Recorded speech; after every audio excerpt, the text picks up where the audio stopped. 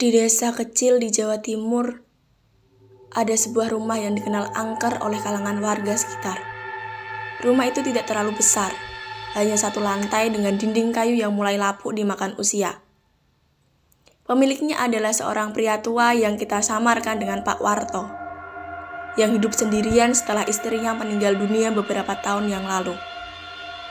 Pak Warto dikenal sebagai orang yang pendiam dan jarang bergaul dengan tetangga. Setiap malam, lampu di rumahnya selalu menyala hingga larut malam. Dan warga sering melihat bayangan seseorang berjalan-jalan di dalam rumah. Meski Pak Warto seringkali tidak terlihat keluar rumah selama berhari-hari. Beberapa warga berani bertanya, hanya dijawab dengan senyum tipis atau bahkan cuma gelengan kepala dari Pak Warto. Suatu hari, seorang tetangga yang biasanya mengantarkan makanan untuk Pak Warto merasa ada yang aneh karena tidak ada jawaban ketika ia mengetuk pintu. Padahal, lampu di dalam rumahnya masih menyala. Pintu rumahnya tidak terkunci, dan ketika tetangga itu masuk, dia menemukan Pak Warto duduk di kursi goyang di ruang tamu, menatap kosong ke arah jendela. Tetangga itu memanggil-manggil namanya, tetapi Pak Warto tidak merespon sama sekali. Ketika dia mendekat, dia menyadari bahwa Pak Warto sudah meninggal dunia.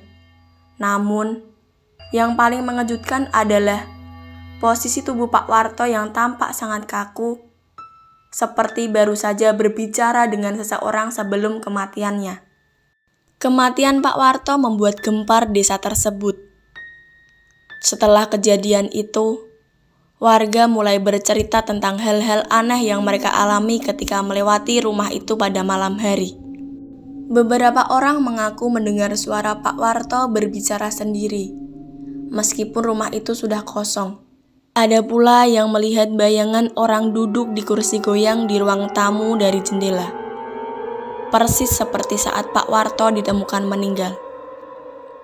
Suatu malam, seorang pemuda yang baru pulang bekerja lembur melewati rumah itu. Saat dia berjalan cepat di depan rumah, tiba-tiba lampu di dalam rumah menyala, padahal rumah itu sudah lama tidak dihuni.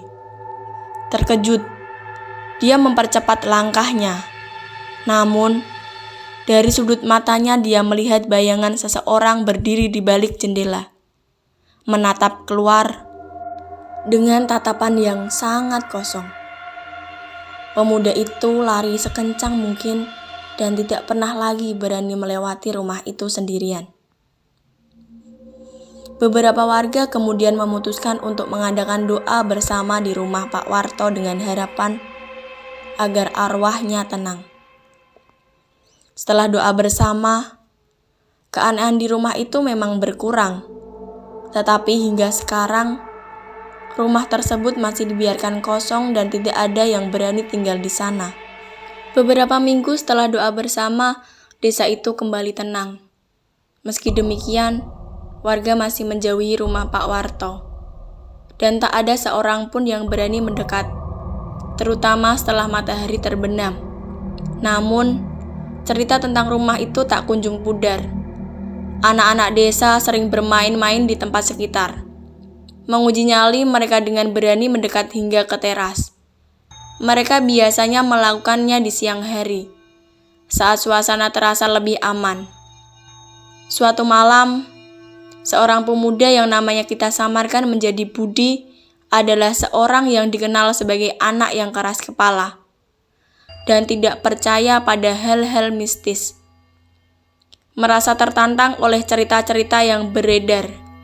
Dengan percaya diri, Budi memutuskan untuk membuktikan bahwa semua cerita tentang rumah Pak Warto hanyalah omong kosong. Dia mengajak beberapa temannya untuk pergi ke rumah itu pada malam hari, dan mereka sepakat untuk menginap di sana semalam penuh. Malam itu mereka datang dengan membawa peralatan sederhana, seperti senter, selimut, dan makanan ringan. Mereka masuk ke dalam rumah dengan mudah karena pintunya memang tidak pernah terkunci. Setelah berkeliling, Mereka berkumpul di ruang tamu, tempat di mana Pak Warto dulu ditemukan meninggal. Mereka menyalakan beberapa lilin dan mulai bercanda untuk mengusir rasa takut yang perlahan mulai muncul. Waktu berlalu, dan sekitar tengah malam, suasana rumah tiba-tiba berubah. Udara menjadi dingin, dan lampu senter yang mereka bawa mulai meredup. Meski baterainya masih baru. Salah satu teman Budi yang kita samarkan dengan nama Andi merasa tidak nyaman dan menyarankan agar mereka pulang saja. Tetapi Budi bersikeras untuk tetap tinggal. Tak lama kemudian, mereka mendengar suara pelan seperti bisikan dari arah dapur. Semua terdiam, mencoba mencari asal suara itu. Andi memberanikan diri untuk memeriksa, tetapi tidak menemukan apapun. Namun, saat dia kembali ke ruang tamu, mereka semua terkejut oleh suara langkah kaki yang berat yang datang dari arah kamar tidur. Mereka tahu rumah itu kosong, dan rasa takut mulai merayapi mereka. Budi mencoba tetap tenang dan menganggap suara itu hanya karena rumah tua yang sudah lapuk. Namun, saat langkah kaki itu semakin mendekat dan berhenti tepat di depan pintu kamar tidur yang tertutup, mereka semua merasa ketakutan. Pintu kamar itu perlahan terbuka dengan sendirinya. Dan di balik pintu, mereka melihat sosok bayangan hitam yang tinggi berdiri diam di ambang pintu.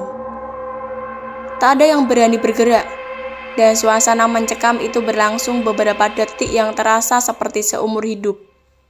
Tiba-tiba, bayangan itu bergerak maju, dan lilin yang menyala di depan mereka padam serentak, membuat ruangan menjadi gelap gulita.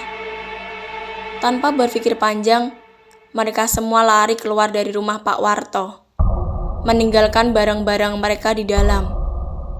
Mereka berlari hingga jauh dari rumah itu, tidak peduli akan apapun selain keselamatan mereka.